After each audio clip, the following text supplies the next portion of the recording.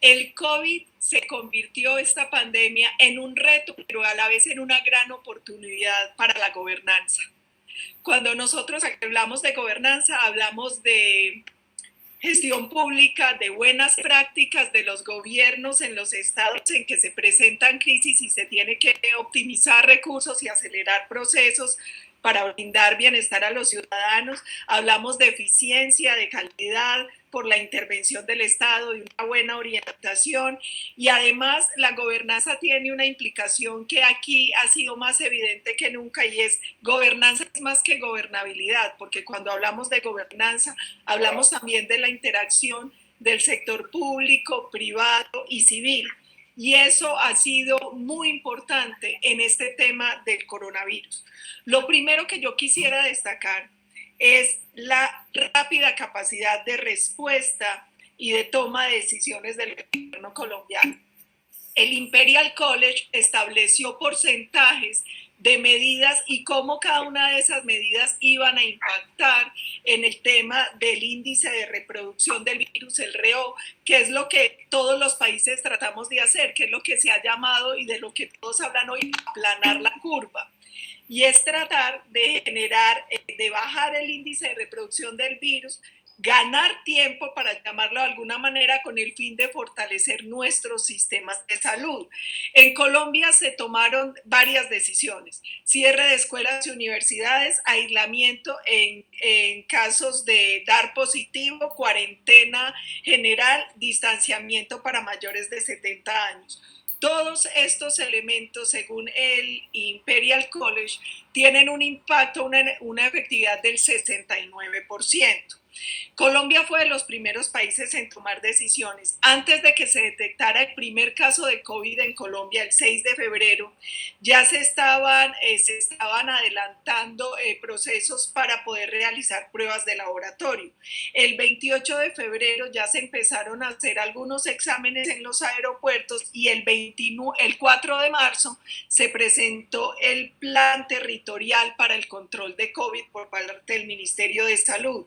El 5 de marzo se dieron a conocer las rutas a las EPS, y el 6 de marzo se presenta el primer caso confirmado en Colombia. Como vemos, un mes antes de que Colombia registrara el primer caso confirmado de COVID, el gobierno, viendo lo que estaba sucediendo en el mundo, ya había empezado a tomar algunas medidas.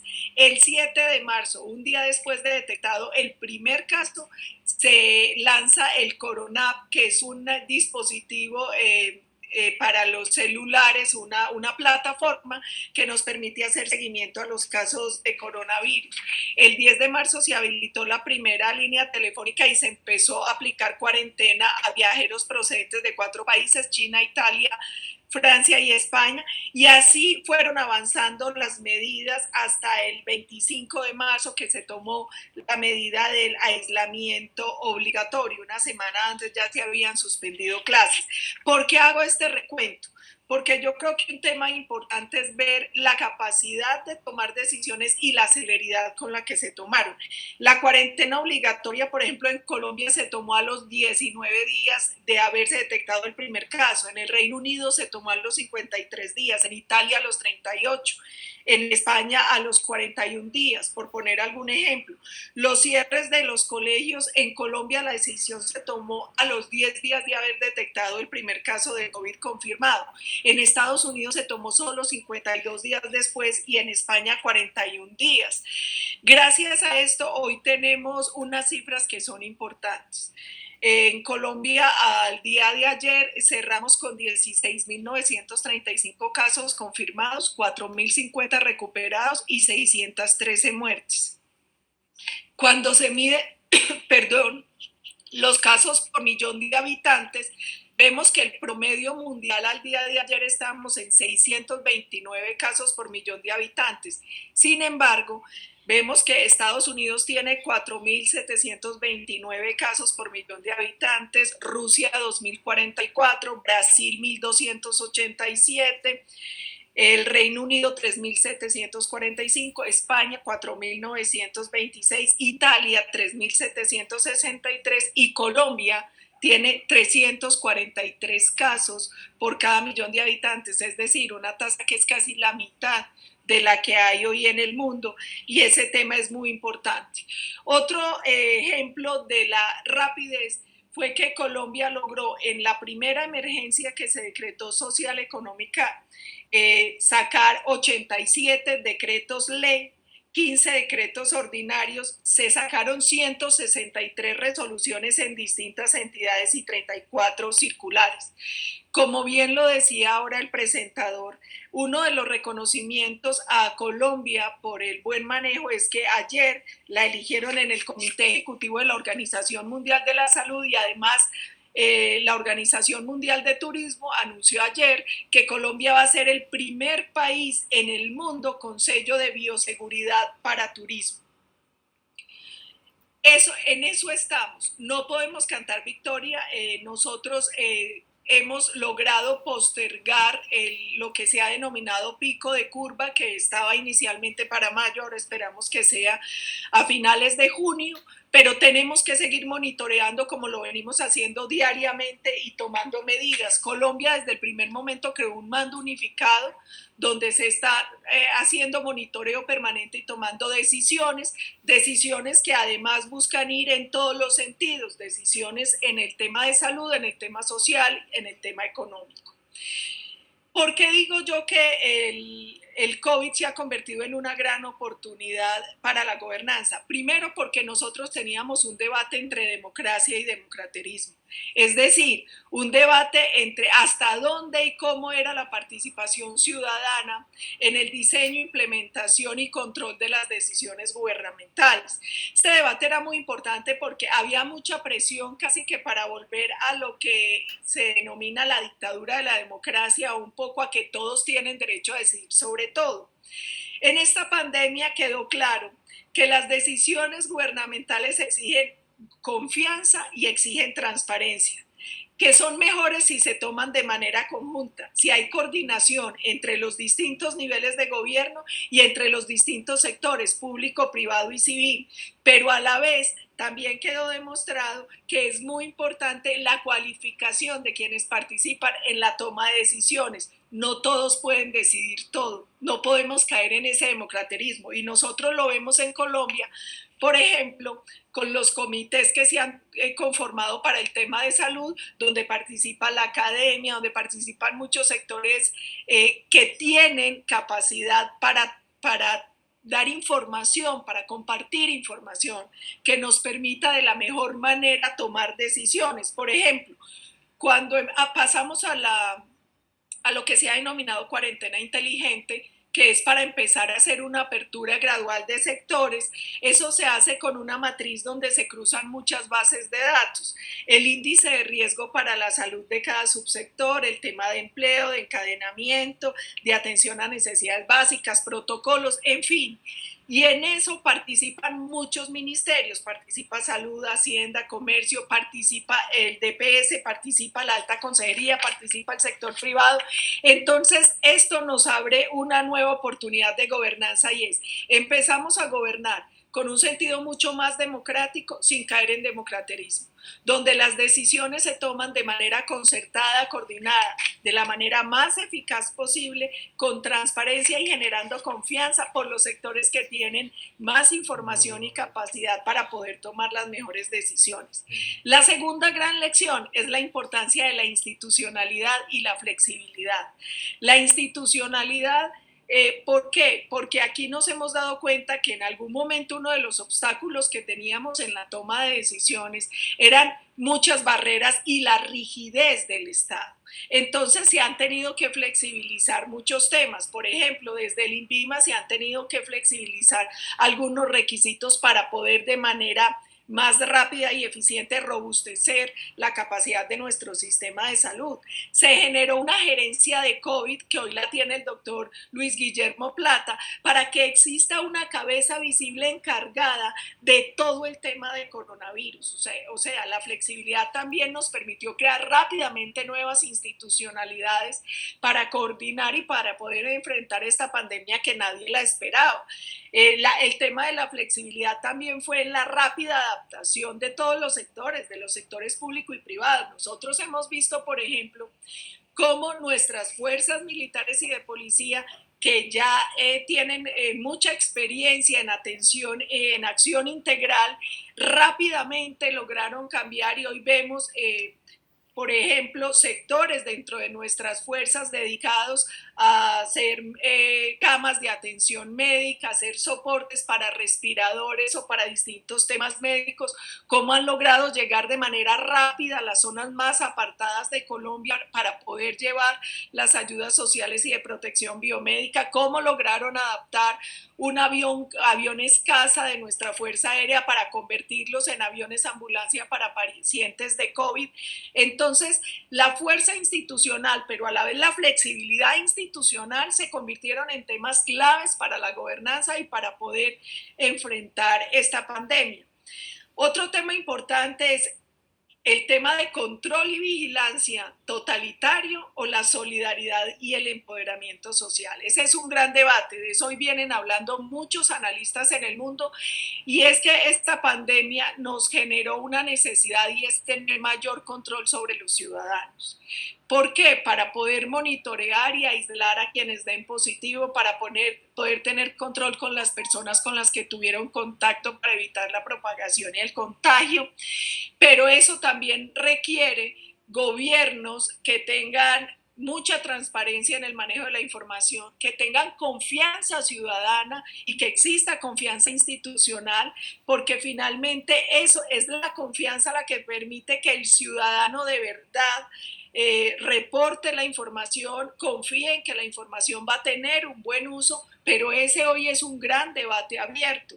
¿Qué va a pasar después del COVID? ¿Qué va a pasar con estas bases de datos, con esta información y con herramientas que permiten hacer seguimiento en tiempo real de muchos temas de cada ciudadano? ¿Hasta dónde vamos a llegar en lo que podría, entre comillas, llamarse cierta invasión a su privacidad? Ese es un tema importante que hoy está en el debate. Yo creo que hoy tenemos que llamar como a una racionalidad y a un punto intermedio donde vemos que es necesario poder tener cierto control, pero que también es necesario que exista transparencia y que exista confianza para el manejo de esa información. Otro tema que quedó aquí al descubierto es cómo se cierran fronteras, pero se puede abrir la cooperación. Y es que a raíz del COVID todos tuvimos que cerrar nuestras fronteras, externas e internas, pero a la vez uno ve cómo, por ejemplo, y en eso, en el tema médico, nosotros tenemos como unas bonitas experiencias, cómo permanentemente hay comunicación entre organizaciones científicas para compartir hallazgos. Entonces uno encuentra que hospitales en Francia se comunican con los científicos de los hospitales del Valle de Lili o del Hospital Pablo Tobón en Medellín para probar nuevas medicinas que se están aplicando a los empleados o al personal del sector salud para poder controlar un poco el riesgo de nivel de contagio de este personal. Entonces, por ejemplo, empiezan a probar con un medicamento que sale de la quinina, inmediatamente en todo el mundo se empieza a compartir información, se empiezan a generar trazabilidades en unos y otros hospitales. Nosotros lo vimos, por ejemplo, con el tema de los respiradores. Colombia está tratando de desarrollar sus propios respiradores, hay varios proyectos en proceso. Todos comparten información, la información la hacen abierta para que todos rápidamente puedan ir a aportar, superando errores. Ya muchos pasaron la prueba preclínica, estamos esperando unos ajustes para poder empezar las pruebas en humanos, pero ahí vemos cómo la cooperación funciona y también cómo empieza a haber cooperación entre la academia, el sector público y el sector privado. Entonces vimos cómo empresas que se dedicaban, por ejemplo, a ensamblar motos o carros, terminaron generando unos espacios para ensamblar respiradores en esta coyuntura y lo hicieron de manera rápida. Como algunas empresas, por ejemplo, del sector textil y confección, se transformaron rápidamente para ayudarnos en la elaboración de tapabocas o de insumos textiles de bioseguridad. Entonces, yo creo que esto también nos muestra cómo se puede compartir a pesar del cierre de fronteras entre países, entre empresas, entre sectores, y cómo eso termina siendo un elemento fundamental para hacer frente a la pandemia. Esto también ha exigido una reinvención de la política, y eso influye en la gobernanza, una reinvención de cómo funcionan los congresos, los partidos, los controles, los pesos y contrapesos. Nosotros hoy estamos viendo en el mundo congresos que están operando desde la virtualidad o de manera mixta. Consejos municipales y asamblea están haciendo lo propio. Cómo los partidos se reinventan. Les pongo el ejemplo de mi propio partido. Nosotros llevamos semanas en lo que hemos denominado un correo social. ¿Eso en qué consiste? Que permanentemente estamos haciendo foros virtuales por sectores, por regiones, para escuchar a las comunidades, para escuchar sus problemas y para escuchar alternativas de solución. Esta mañana, por ejemplo, estábamos en reunión con las IPS, viendo el problema que tenían con el cobro IPS, con el cobro de carteras de EPS que ya no estaban, los problemas que estamos teniendo por el alza de costos de insumos biomédicos, de insumos para la protección biomédica del personal de salud, en fin. Y entre todos empezamos a generar diálogo y alternativas y a reinventarnos, a tener que tener más comunicación, a comunicarnos diferente. Entonces todo está cambiando, cambian las empresas, cambia la política y la forma de hacerlo.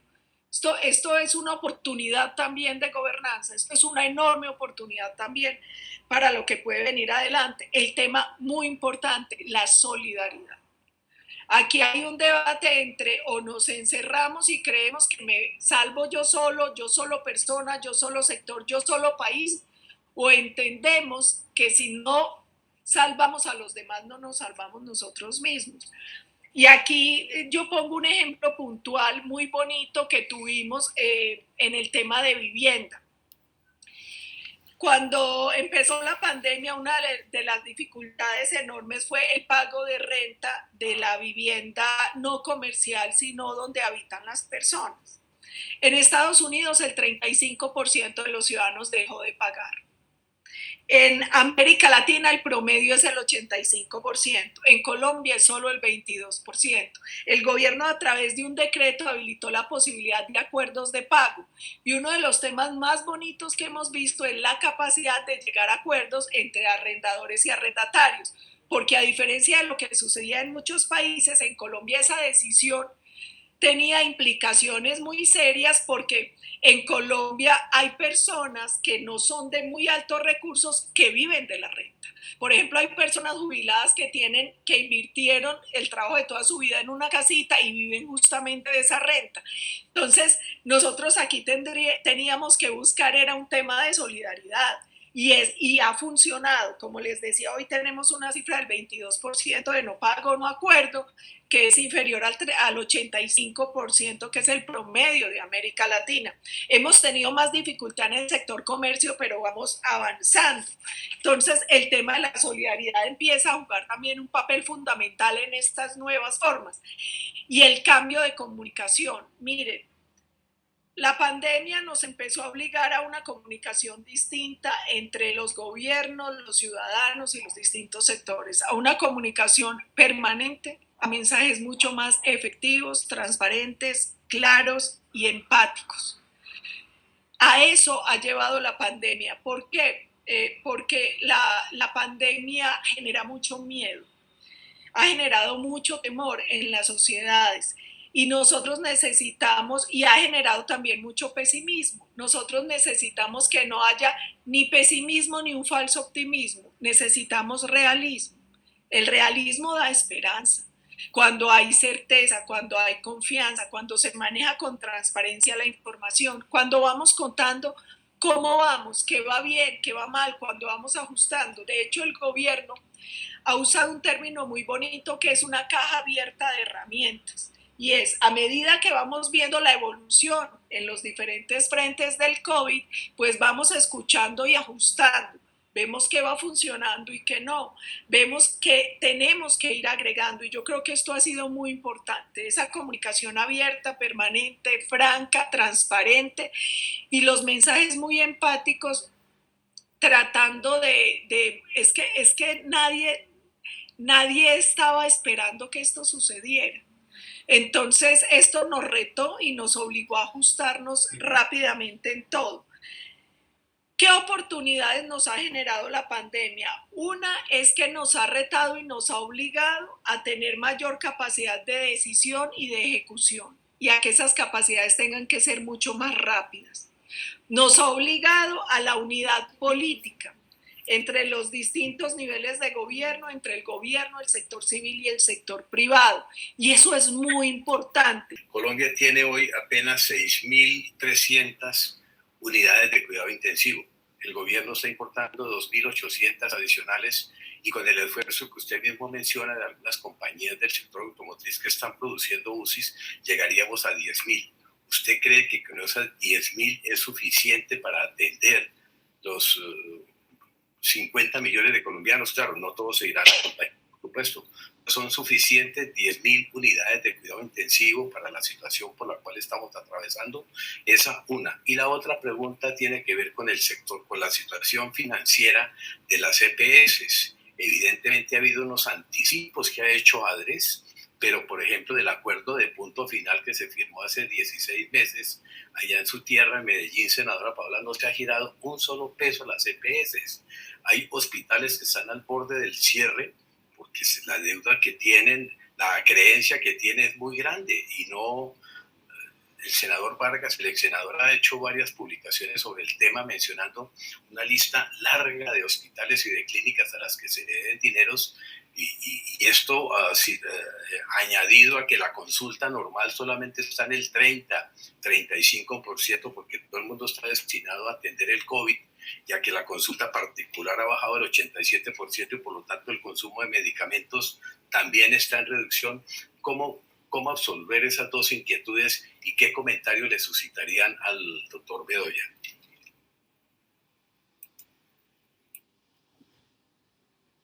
Primero, yo quisiera ser muy enfática en una afirmación que hizo el doctor Bedoya y que yo creo que es lo más importante. El dilema entre salud y economía es falso. No existe el dilema. Nosotros necesitamos que las dos cosas funcionen, porque si no, o el COVID o el hambre va a cobrar la vida de los colombianos. Y eso está muy claro, y yo creo que eso ha llevado a las medidas que hemos tomado. Frente al tema de infraestructura, varias cosas importantes. La primera es, todos quisiéramos tener el mejor sistema de salud del mundo, pero los sistemas de salud que tenemos también están supeditados a la realidad fiscal de los países en los que vivimos. A pesar de las enormes falencias, Colombia es uno de los países de América Latina que tiene más disponibilidad de UCIs, y el gobierno viene haciendo un esfuerzo enorme en recursos para poder aumentar esa capacidad. Hay dos limitaciones importantes. Una es la fiscal, evidente, de Colombia y de todos los países, y la segunda es que todos los países estamos compitiendo por los mismos insumos.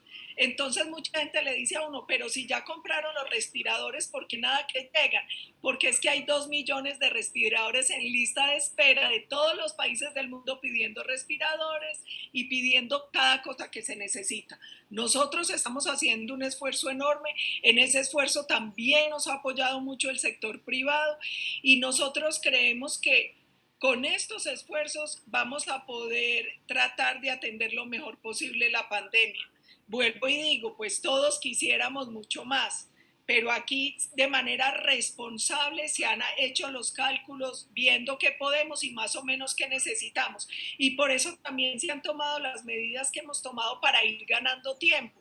Y como les decía yo al comienzo, una prueba de que ha funcionado y que estamos haciendo lo que se debe hacer es que mientras el promedio de casos por millón de habitantes en el mundo es de 629, en Colombia es de 343. Y hoy tenemos países que el nivel, que siendo países del primer mundo como Estados Unidos, Rusia, el Reino Unido, tienen niveles de 4.000, de 3.000.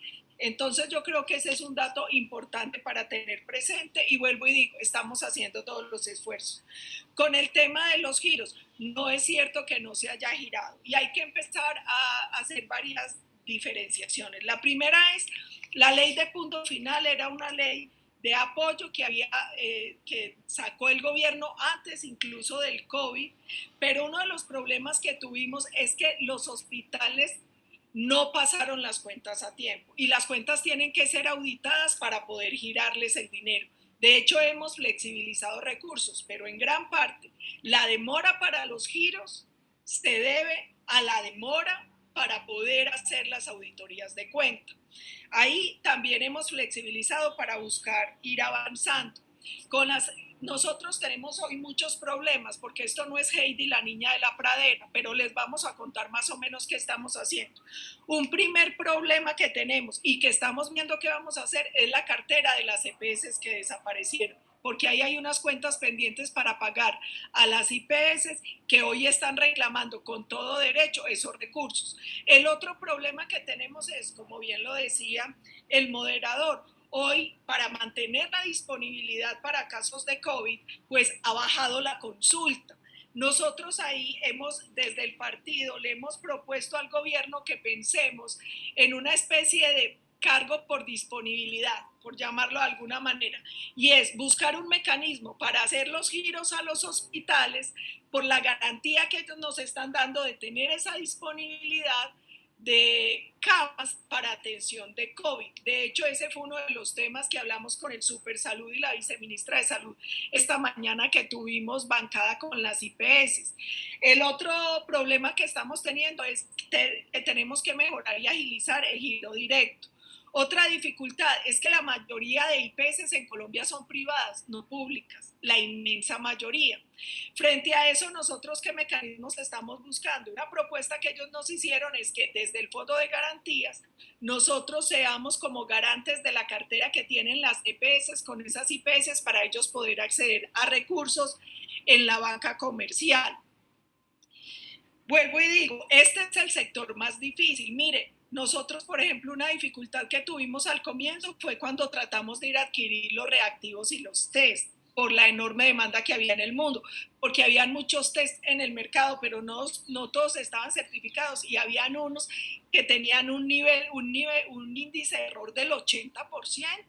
Entonces, vuelvo y le digo, es difícil, estamos avanzando. Tuvimos, por ejemplo, un problema con el tema biomédico, y es que para poder garantizar la preservación de la salud de los prestadores, inicialmente, ¿quién tenía que dar eso? Lo tenía que dar cada IPS, pero con apoyo de las ARL. Y como los costos se incrementaron, pues obviamente está fallando un poco ahí la capacidad.